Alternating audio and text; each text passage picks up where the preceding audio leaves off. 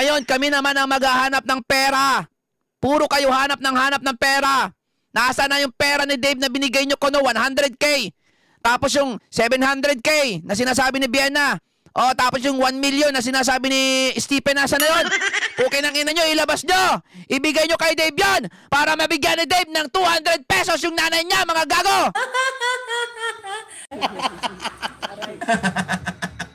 Despite sa mga taong nagsasabi ng masasama sa'yo, pero eto, nandito pa rin tayo na nagkakaisa para bigyan ka ng mga kailangan mo talaga sa buhay. Ano po? Galingan ba po nila? Galingan ba po nila? Galingan ba po nila? Oo, nakukulangan pa po ako eh. Nakukulangan pa po ako eh. Nakukulangan ka pa? Galingan ba po nila yung talaga madidepress ko ako? Yung talaga madidepress ko ako? Pera ba ni Kuya LB yung ginastos nila doon? May trabaho na ba siya? Ayun! Ang tanong ni Daisy, pera ba ni Kuya LB yung ginastos doon? Parang gusto mong sabihin na si Dave, wala naman talagang pera. Ayun! Umamin din na walang pera si Dave kasi wala trabaho. Wala pinagkakitaan. Wala sariling pinagkakitaan. So, ibig sabihin, wala siya pera. Very good, Daisy. Daisy, very good ka dyan. Ano yung hinahanap ni BJ at ninyo na 2.7 million? Pusang galang yan. Ikaw na nagsabi. Pera ba ni Dave yun?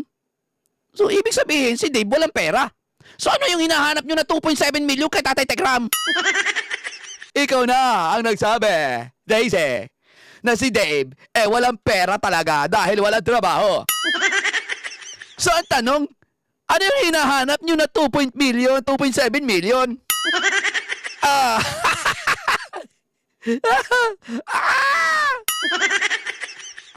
So, wala talagang pera si Dave. Yan ang gusto mong sabihin. Na kahit nandun siya kay Tatay Tekram, wala din siyang pera kasi wala naman siyang trabaho. So ngayon, yung 2.7 na hinahanap nyo, hindi naman talaga pera ni Dave yun. Bleh. Ikaw na nagsabi, Daisy. Pero teka, meron akong naaalala. Asan yung binigay mo kay LB? Yung 100K? Saan? Dan-dararan! Kasi na-receive natin kanina na cash is 353,135. Yan, lagyan mo na dyan. Bag mo na rin yan. Thank you, nakahawak ako ng malaking halaga. Pati yung lote ni Ninong Stephen nandiyan. Sa bangko niyo, pag gusto niyo po sa bangko niyo. Tapos yung pinakita pa ni LB doon sa na hinalikan, ang sarap hawakan ng pera ko. Asan yun? Asan yun? Di ba pera ni Dave yun? Buti na sa akin. Bang? Buti na sa akin na yung pera ko. Hawakan mo na. Babaan ko na rin. Ang dagaramdam. Sarap po eh. Pakita mo. Lumabas na rin dito ang kalokohan nyo. Na yung pera na yon, show money lang. Gusto nyo lang triplehin, doblehin yung pera nyo para totoong may pera si Dave. Wala. Huli. Huli talaga, Daisy. Nilaglag mo talaga yung mga kasamahan mo, ikaw at si Dave. Wala naman pala pera si Dave eh. Wag na natin isama yung 2.7 million. Kasi hindi naman talaga kay Dave yung 2.7 million sa totoo lang. Hindi na natin isama yung 2.7 million. Yun na lang pinapakita nyo at sinabi nyo na 100K na binigay mo kay Dave. Pagkatapos palang mag-live, binawi nyo pala yung pera. Ikaw na nagsabi niyan. May trabaho na ba si Dave? Hindi naman kanyang pera yon. Wala palang pera si Dave eh. Ang tanong, nasaan na yung pinapakita nyo na pera noon? Yung pinagmamalaki mo na, nagbigay ka ng 100K. Nasaan na yon, Daisy? So, money lang pala. Nabuko kataloy. Nabuko tuloy kayo. Ayan na. Ganyang kakabubo, Daisy. Buko tuloy kayo lahat na nagsama-sama na. Nagkabukuhan na po. Nako, ayun na. Guys, sasabihin na naman yan, ayan. Sasabihin na naman yan, gumagawa po yan ng issue sila, pinagsasalita po ako kahit hindi naman po ako yung nagsasalita kasi AA po yun. Pinatunayan ko na sa inyo na siya talaga nagsasalita. Mismong live niya yung plinay ko. Ha? Mismong live niya. Pag ito sinabi pa Daisy na AI ka, pukin ang ina mo ka ha, ihahambalos ko talaga sa'yo to. Putang ina, palusot AI daw yung ginamit ko. Hoy, hindi maglalakas ng loob yung AI na gayahin ang pagmumukha mo at boses mo, tanga. Ha? Sino ba namang hindi matatawa? AI daw yung gamit ko. Baka sabihin na naman ito, AI to. Ha? Pag sinabi mo ng AI yan, ay may content ulit ako. Ha? Mismo sa live ko na kukunin mo yon. Ipi-play ko sa live mo. Tuloy natin. Baka kasi sabihin niya na naman AI to pukin ng inan to Para kailangang humingi ang mga tao sa kanya? Para kailangang humingi ang mga tao sa kanya? Humingi ang mga tao, Daisy? Bakit, Daisy? Bakit? Sino ba si Apple? Di ba? Nanay niya? So bakit parang ang turing mo, Daisy, kay Apple? Basta tao lang.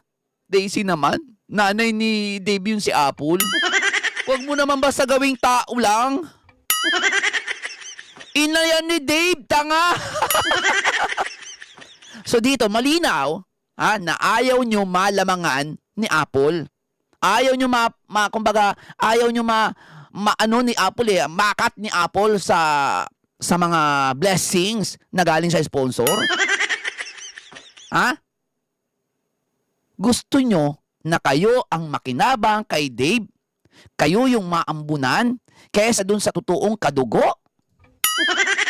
Ganito yan Ha? Makinig kayo ha. Hindi na nga, hindi na nga katanggap-tanggap, okay, yung ginawa ni Kargador kay Tatay Tekram. Tapos malalaman naming lahat dito, malalaman natin na kahit na mismong ina at kadugo, mismong ina at kadugo niya, wala din siyang pakialam. OMG talaga. OMG talaga. Yari na. OMG talaga. Naku po, Daisy. Okay, tuloy natin. Diba? Diba yung bata, umaasa rin din siya sa mga sponsor na Ayan na. Mismong sa bibig ni Daisy na si Dave ay asa lang sa sponsor. Bakit si Tatay Tekram sinasabihan nyo nung nakaraan na asa lang sa sponsor? Pukin ang ina nyo, si Dave nyo pala asa lang din sa sponsor. Di it's a tie.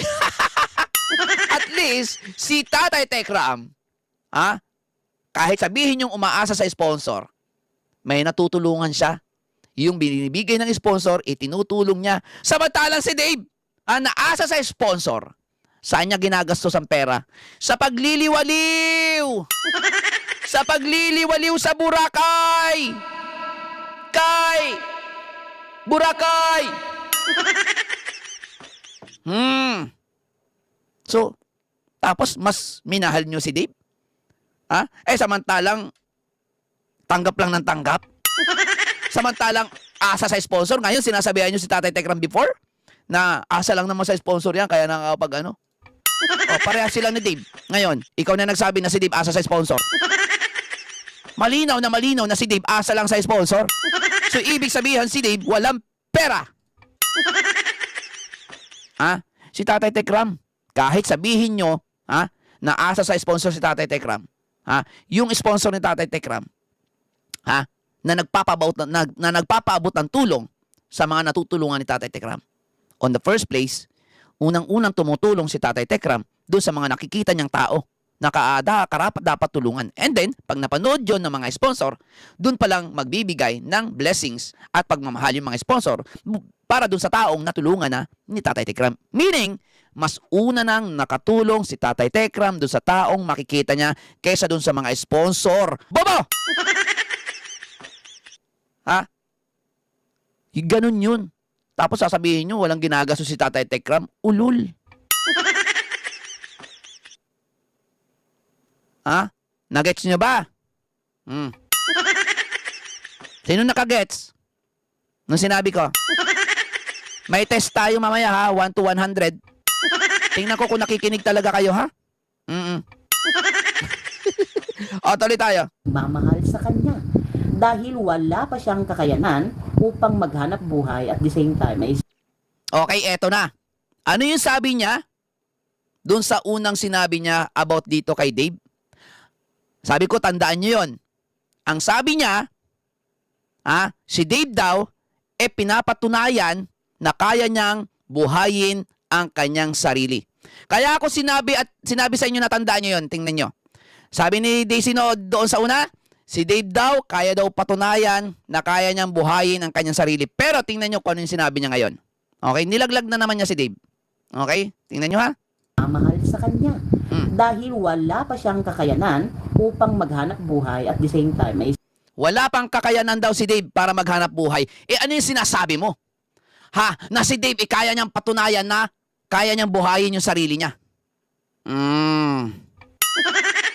Bata pa lang si Dave nun, di ba? So baliktad ang nangyari. Kung kailan lumaki yung katawan ni Dave, wala nang kakayanan para maghanap buhay. Anak na tipaklong naman yan, Daisy. Oo, talaga. Samantalang nung maliit pa si Dave, kaya-kaya niyang buhayin yung sarili niya at patunayan niya, sabi mo? At nakita natin yan, nagkakargador. So ngayon, baliktad.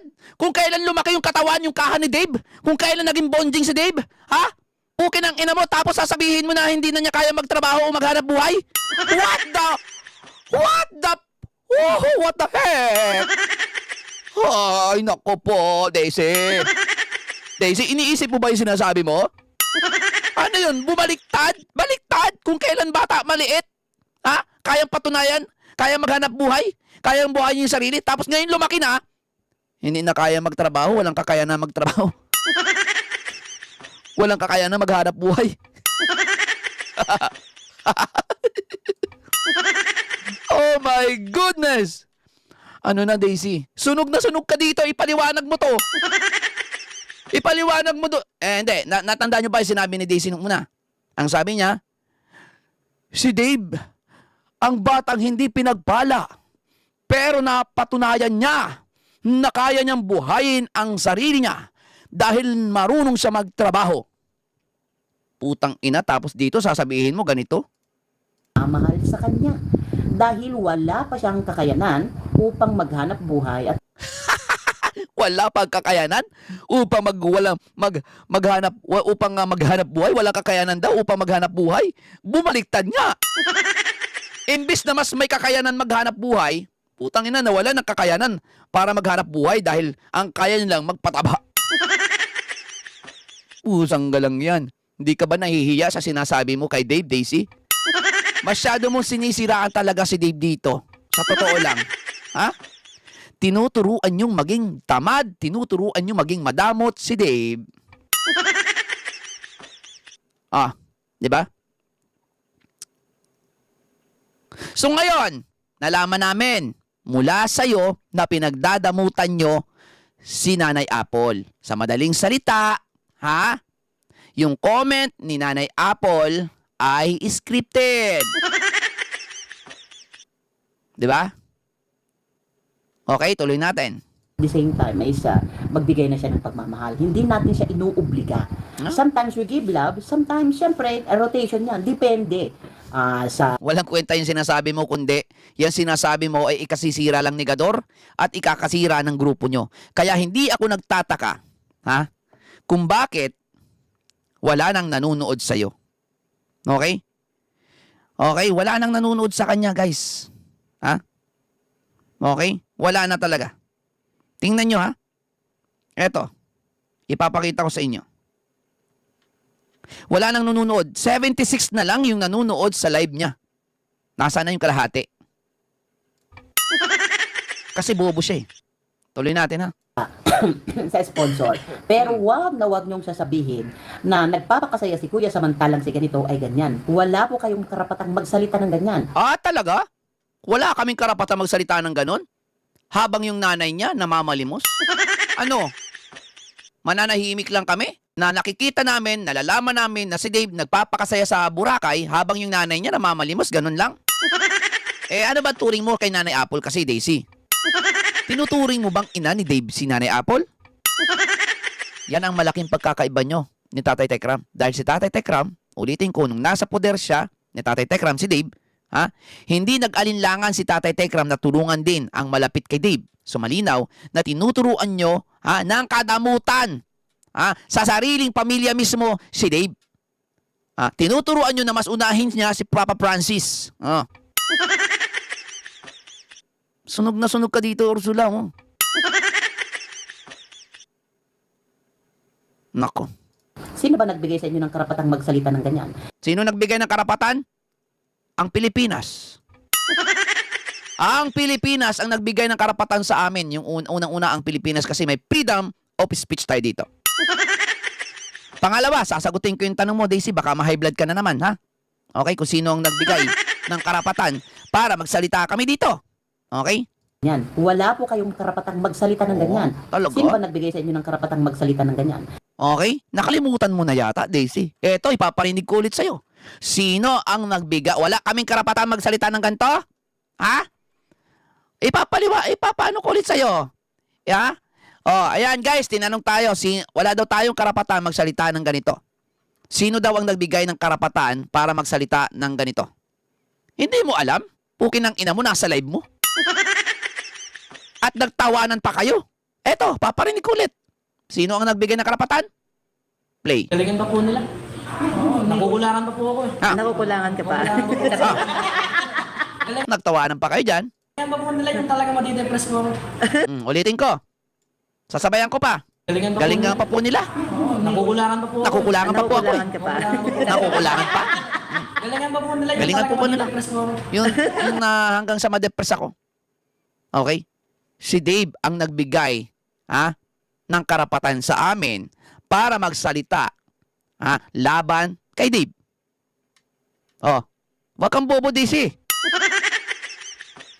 Si Dave na mismo nagbigay ng karapatan sa amin eh. Sabi pa nga ni Dave, galingan namin, di ba? Ang tanong, ikaw Daisy, sinong nagbigay sa'yo ng karapatan para magsalita ka? Laban kay Tatay Tekram. Si Tatay Tekram, walang sinasabi yun, katulad na sinasabi ni Gador na galingan nyo pa. Nakukulangan pa siya. Ano na Daisy, kaya pa? Kaya pa ba? Alam ko na hindi mo na kaya, kaya magkakaso ka na. Alam mo, natatakot ako sa pakaso-kaso mo, ulul. Salita ng ganyan. Alam ko yung ginagawa ko at alam ko nasa tama ako. At alam ko na marami sa mga katekram natin, ang lalaban para sa aming mga defenders. Hindi sa katulad nyo, mga wakwak kayo, kunti-kunti na lang kayo. Baka nga si Stephen na lang eh. Kung naaawa kayo, bakit hindi na lang kaya kayo? Di ba? Ba't kailangan ituro nyo yung bata? Bakit may trabaho ba siya? Wow, kung naaawa daw kay Apple, bakit hindi na lang daw tayo? Wow! Kasabi-sabi nyo, sasabihin nyo na si Apple damay sa maambunan. Bakit? Bakit nyo iaasa sa iba? Bakit nyo iaasa sa amin? Kalaban kami eh. Bakit nyo iaasa sa amin yung ina ni Gador na yan? Ang sabihin nyo, kesa yung ina maambunan, kesa yung ina o si Nanay Apple ang maambunan ng grasya, ang gusto nyo, kayong mga grupo ng wakwak ang maambunan galing sa sponsor na mga bobo ni Dave, mga baliw. Diba? Hindi, katotohanan lang. Real talk lang tayo. Real talk lang tayo. Real talk lang. Okay? Sarili nga niya, hindi niya masuportahan. Iba Nilaglag na naman niya si Gador, guys. Sabi niya, hindi na lang kaya kayo. Di ba? Ba't kailangan ituro nyo yung bata? Bakit may trabaho ba siya? wala nga trabaho. So, ang tanong, paano nagkaroon ng 2.7 million yan kung walang trabaho? Di ba? Naghanap kayo ng pera ni Dave na 2.7 million. Pero ngayon, sinasabi mo, Daisy, na walang trabaho. Sinasabi mo, Daisy, na walang trabaho. Sinasabi mo, na hindi kayang maghanap buhay. Sinasabi mo na walang kakayahan. Sinasabi mo na hindi pera ni Dave. Bakit yung hinahanap yung 2.7 million? At sinasabi at pinipilit nyo na kay Dave yun. Gayong hindi naman o wala naman palang trabaho si Dave eh. Di ba? Kayo na humusga ha sa mga pinagsasabi ko dito kung sinasabi ko ba ay tama o mali. Sarili. Ako naman nagsasabi lang naman ako ng aking opinion na sa palagay ko ay tama. Yung sinasabi ko para sa akin ay tama yun. Hindi ko yun sinasabing tama yun para sa inyo. Para sa akin kasi tama yun. Kasi yun yung pakiramdam ko. Okay? So, ano sa tingin nyo? Sa sinasabi ko, tama ba o mali? Kayo na humusga ha? Sarili nga niya, hindi niya masuportahan. Iba pa kaya? Hindi naman pala makayang suportahan yung sarili. Ibig sabihin, asa lang talaga sa sponsor. Nung na kay Tatay Tekram yan, asa siya kay Tatay Tekram. Diba? Ayan, nilaglag mo na si Dave. Maliwanag. Di ba? Di ba kayo nag-iisip? Nag-iisip kami. Kaya nga alam namin kung paano mo ilaglag si Dave Ha? Galit ka yata kay Dave kasi yung 100k mo hindi tumubo.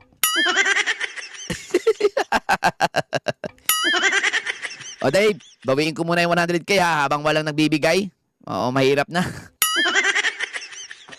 Hanap kayo ng 2.7 million pero nasa na yung pera niyan? Na ibinigay niyo na sinasabi niyo na 700 na may million sa account. Yung sinasabi ni Stephen na may million sa account, nasa na? Bakit hindi mabigyan yung nanay kahit 200? Kala ko ba may pera?